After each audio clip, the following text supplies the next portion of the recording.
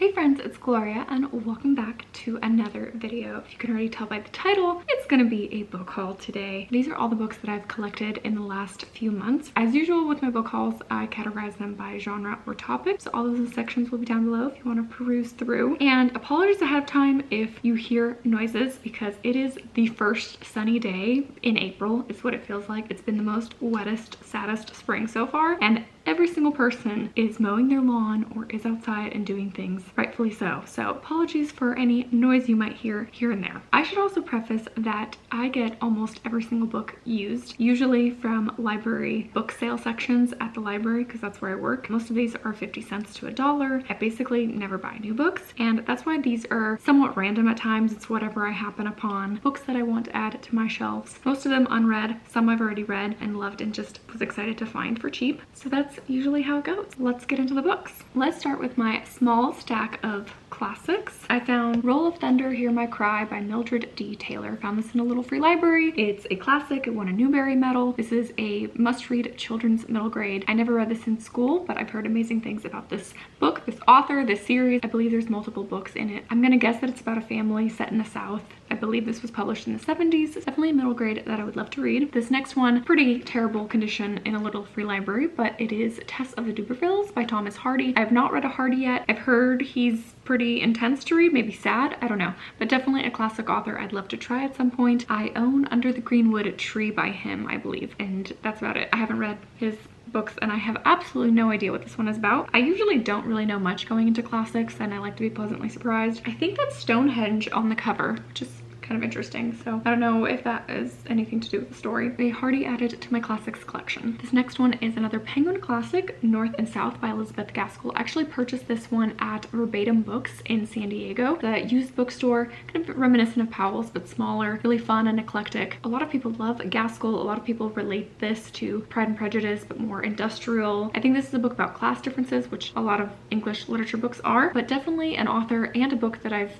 just had on my to-read list forever, so I'd love to get to this one at some point. This feels very autumnal, so maybe I'll try it then. These next three go so well together. They're all very floral and spring, but this first one is Emma by Jane Austen. I don't need a third version of Emma on my shelves because I don't even really love this Austen very much. I like to find, I know, unpopular opinion, but Pride and Prejudice is my favorite. I couldn't relate to Emma, so I had a hard time caring.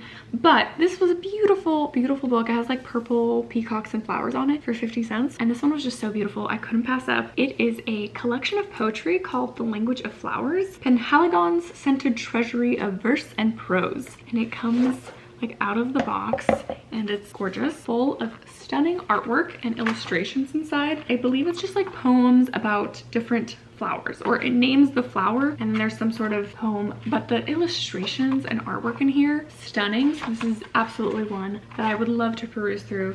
It literally feels perfect for springtime. This next one, I've heard of this author, Emily Dickinson, and it's her love poems. Teeny tiny little collection of love poems. I have never read Emily Dickinson. I don't know if I like her poetry or not. I dabble in poetry here and there, but this is like a tiny little cute collection of poetry that I would love to dip into at some point. Moving on from classics but transitioning into mystery thrillers, I'm going to start with a classic mystery collection, and that is Hercule Poirot's The Complete Short Stories by Agatha Christie. I've tried 2 Agatha Christie's and then there were none and I didn't really enjoy it, and Death on a Nile, and I was pleasantly surprised and I had a great time. And Death on a Nile is a Hercule Poirot story, so I picked this collection up. I've never been a short story gal, so I don't know, but maybe this is a great place to start. This next one I hadn't really heard of before, but I really liked the cover and it intrigued me. That is 8 Detectives by Alex Pavesi. This is a historical mystery set in the 1930s about a professor and a missing person and someone trying to solve some sort of crime, but I thought this cover was really fun, maybe like a fun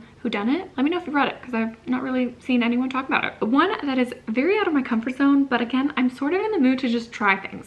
Just try things that are different, expand my horizons. And that is The Mystery of Black Hollow Lane by Julia Noble. This is a middle grade with a gorgeous cover. It's very spooky, dark, perfect for autumn, October vibes. It's like this haunted, creepy mansion and a group of children. And this is also some sort of mystery where the dad disappeared and the kids are in a boarding school in England. There's a mystery to be solved. Again, just want to give it a try. Something different. I'll probably save this one for the fall. A somewhat cozy mystery that I read last year and really enjoyed. I'm definitely on the side with a lot of people that really like this one, and I know that there is a camp that don't really jive with the story. That is The Maid by Nita Prose. It's about this quirky maid that gets pinned for a crime that she didn't commit, and she's trying to figure out what's going on, and people take advantage of her, and it's really sad, but then she has some friends that are looking out for her. I just really liked rooting for her. Yeah, the mystery may be a bit cheesy, but I really enjoyed her as a character, and that pulled me through the whole book. And within this category, I'll end with a mystery thriller that has also gotten some love because it's part of Reese's book club. Wrong Place, Wrong Time by Gillian McAllister. I'm curious how I'll fare with this one. I'm sort of dubious of thrillers these days, but this was a time loop one. I think it's a woman who sees that her son has killed someone, and then she either relives that day and tries to figure out why he killed someone, or something is playing with time. I've seen some people really enjoy it, others not so much, so I'm curious where I'll fall with this one. Let me touch on two sci-fis that both actually have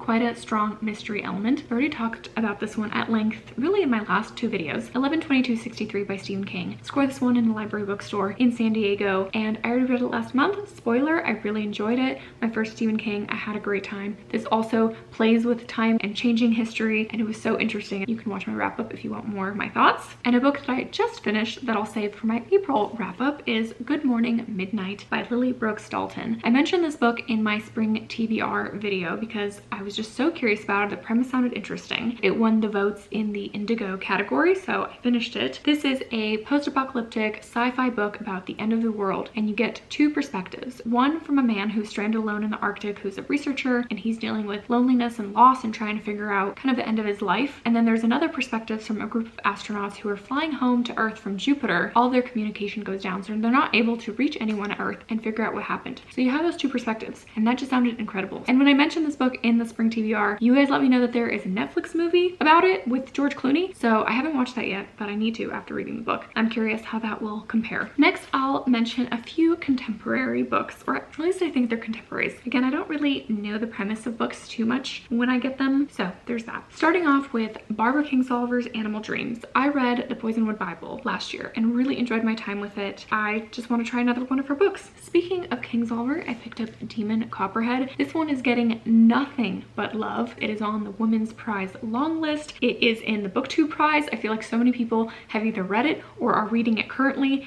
and nothing but praises for it, that when I found it for 50 cents, I was like, I will read it. I need to give it a try, see what I think. Now, this is like a modern retelling of David Copperfield, but set in the Appalachia area about a boy who's dealing with drug use, and I know there's some very heavy, sad themes covered here, but I know that I really enjoy her writing already, so I want to see what all the fuss is about. The next one is an author that is also getting so much love for their other book, Tomorrow, Tomorrow, Tomorrow. And even though I really have zero interest reading that because I'm just not a video game person, this one I've heard really good things about it and that it's bookish. That is The Story Life of A.J. Thickery by Gabrielle Zevin. Again, I don't know much except that maybe this also plays with time, maybe not, but it is bookish, set in a bookstore. Supposed to be very heartwarming, maybe quite sad. I have mentioned this in lots of videos. I have a theory that I do not like books with main characters' names in the title. I might have to do a whole vlog where I test that theory out because I now have a lot of books with main characters' names in the title, so we'll see. And in contemporary, I have a rom-com that I read earlier this year and really loved my time with, The Bodyguard by Catherine Center. This one was so fun, so sweet. I don't really read rom-coms very often. I've dabbled here and there. I've tried a few authors. Most are middle of the road for me. Very unbelievable. I roll my eyes a lot. But this one was so fun. I loved the couple, loved rooting for them. It was light and fun, it was sweet, just all around a great time with this one. Moving right along into one of my favorite genres, historical fiction. I have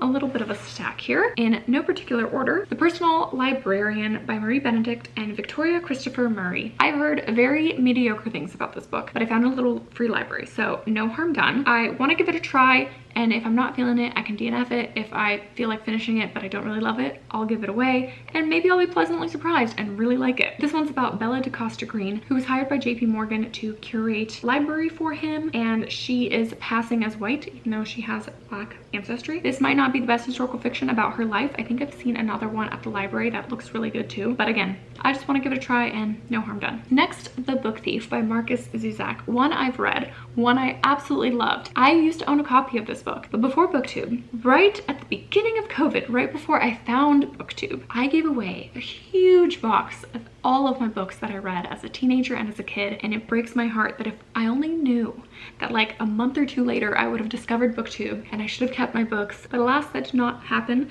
and I gave away my original copy, the one that I read and loved. But I found this one and I want to reread this one. I think this will stand as a favorite. It is in my current top 10 historical fiction favorite lists, and I want to reread it because I honestly couldn't tell you really any details about this book, but I think it stands the test of time. This next one, I really had no desire to read and I wasn't really planning on it, but everyone loves it. Like everyone loves it, and the new show has come out and I feel like so many people love that. I'm talking about Daisy Jones and the Six by Taylor Jenkins Reid. My unpopular opinion is that I read The Seven Husbands of Evelyn Hugo, and don't come at me, but I did not really like it at all. But this one, I heard the audiobook is fantastic, about a fictional band that gets together or breaks up and the relationships between them. I'm not like a huge music person, so again, I don't know if I'm gonna love this one, but I'm gonna go in with low expectations. Maybe I'll be pleasantly surprised. Another one that I had zero intention of reading, even though there's so much hype around it. But again, 50 cents. I was like, you know what? Let me expand my horizons. Let me see if I get along with this. Babel by R.F. Kuang. This one is everywhere on so many people's favorite lists. It is a historical fiction fantasy, I believe. It's set in 1828, and I couldn't tell you anything else about it, but so many people love this author for her other series, The Poppy War. It seems to be out of my comfort zone, but I am willing to give it a try, so I'm curious where I'll sit with this one. A historical fiction that I've seen so many people love, The Shadow of the Wind by Carlos Ruiz Zafón. This is a multi-book series. I know it's also a bit magical realism, like there's definitely some sort of time loops or portals or going into books or going into stories or some sort of magical book,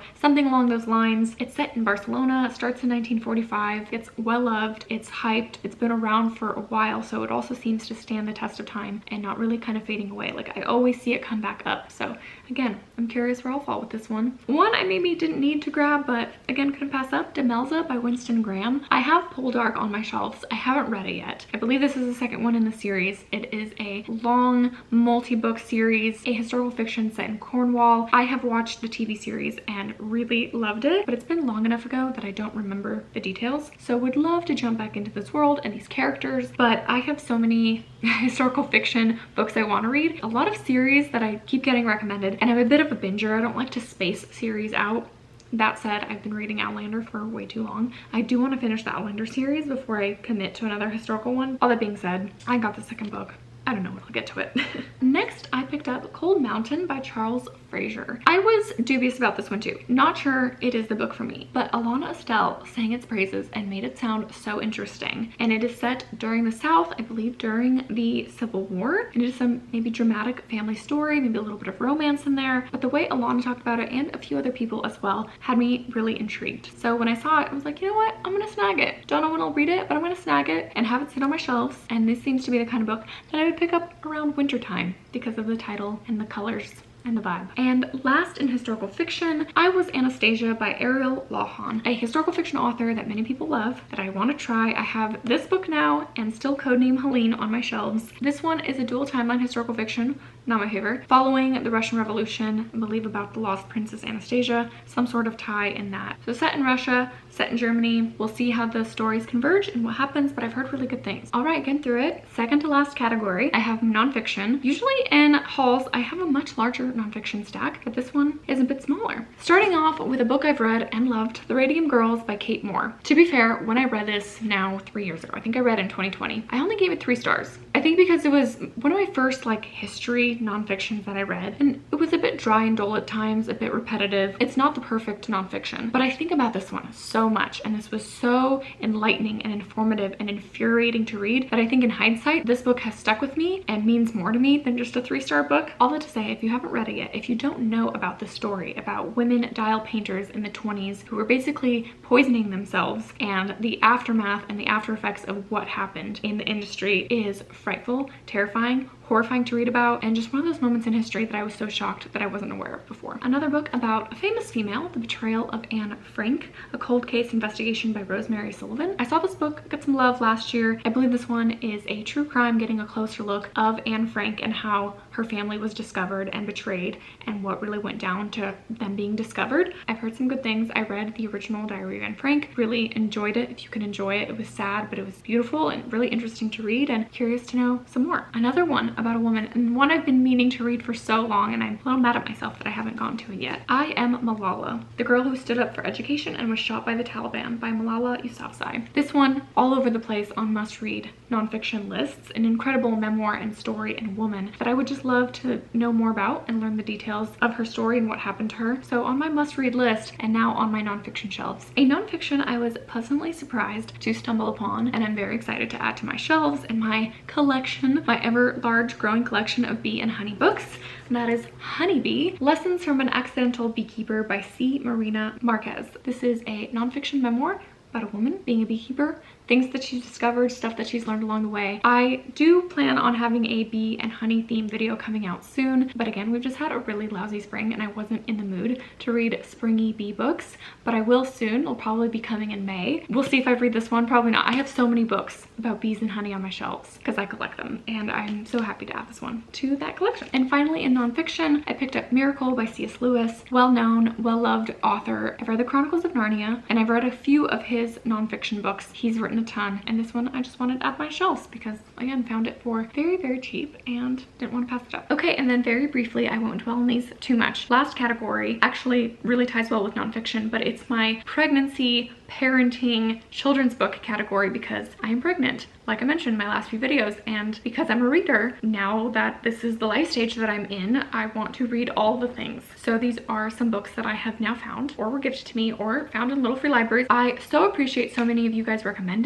some books to me on parenting, on pregnancy, baby books, etc. And if you have more recommendations or any recommendations, please leave some down below because I love that. I love getting recommendations from you guys. Starting off with some pregnancy books, I'm reading Nurture, A Modern Guide to Pregnancy, Birth, Early Motherhood, and Trusting Yourself and Your Body. I found this one in a little free library, and since this is what's currently happening to me, I am perusing my way through this one. One that was passed along from a friend of mine who recently gave birth, 50 Things to Do Before You Deliver, the First Time Mom's Pregnancy Guide. This one's like an infographic, short tidbits of information kind of thing. Really helpful as I prepare for the end stage of pregnancy. 2 books to read after I'm pregnant, one being The First 40 Days, The Essential Art of Nourishing the New Mother. This one was gifted to me from my sister Olga, and she really loved this book, and I know some of you recommended it as well, so I'm glad to have it. A parenting book, For the Children's Sake, Foundations of Education for Home and School by Susan Schaefer Macaulay. Also comes very highly recommended. I'm not quite in this stage yet. I think I'm a little bit farther away from education and school, but definitely one that I will read at some point. And some more parenting books,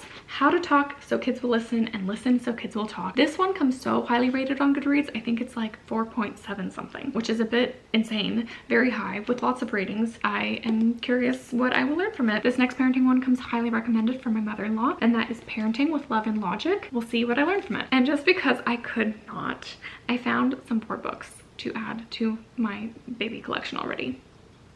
Little Yellow Bee. I mean, I couldn't pass this up. Also, Portland Baby, so freaking cute. And Wherever You Go, this little bunny on a bike traveling around the world. They're so cute. I just cannot pass it up. So those are all the books. Thank you so much for watching and tuning in. As always in book hauls especially, I love to hear from you guys. Which ones should I prioritize? Which ones should I read? Which ones have you read and loved? Which ones have you read and didn't love? Let me know any thoughts, comments down below, any recommendations. I just absolutely love this community. Thank you all so much for being here today, spending some time with me, watching me talk about some books, and I will see you guys in another video soon. Bye!